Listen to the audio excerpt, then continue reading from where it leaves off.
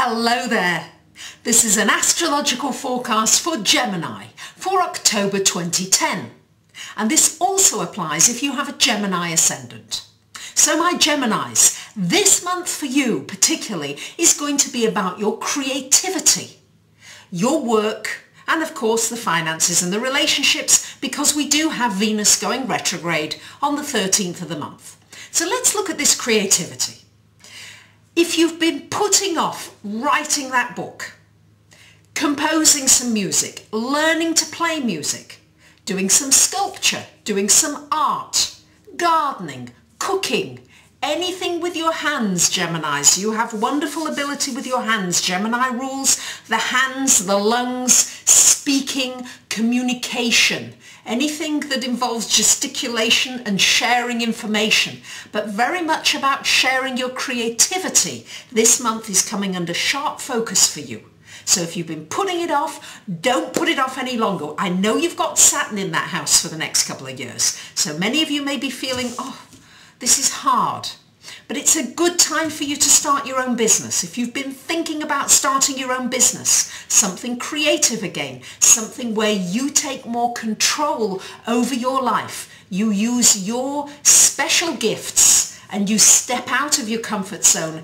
And yes, you've got to focus with Saturn there. You need to put structure in. I know Geminis, sometimes you're so excitable, you're all over the place and you want lots of different things. No, you will need to put structure into this new business or new creative or artistic endeavour that you're going to do. But once you put this structure in, then there's a potential of a great deal of success around you, and especially enjoyment. Because with the Sun, Mercury in this house for much of the month, this is a potential for you to shine and to really enjoy whatever it is that you do creatively or in an entrepreneurial way. So Geminis, really go for it this month. Really start the ball in motion. We've got a lot of planets in your 6th house of work, Geminis. So you're going to be looking at your work. Many of you will be wanting some changes, maybe wanting more variety, maybe just want to change your work altogether. This would be a good time for communication, for learning more about other options that you might go into in the workplace. Also for looking at maybe volunteering. The 6th house does involve service to others. How can you be of help to other people?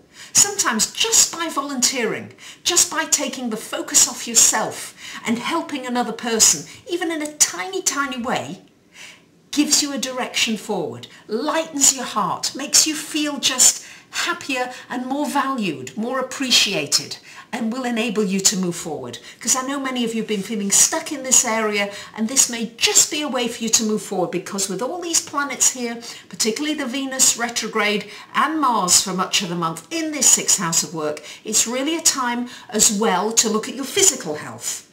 Are you taking care of it? Do you have structures in place to take care of your health? What's your diet like? Are you exercising?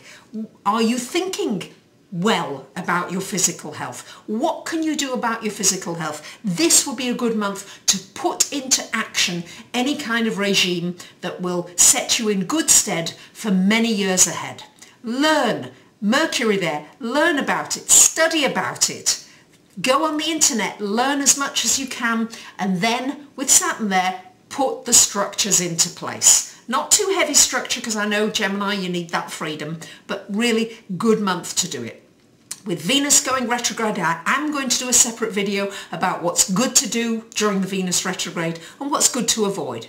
But particularly, you can be sure that your relationships and your finances are going to come under focus, and you need to reevaluate. So reevaluate any debt that you have or that you're accumulating, and not a good month to go into debt or to borrow anything, or to buy anything very luxurious and extravagant that Venus would rule.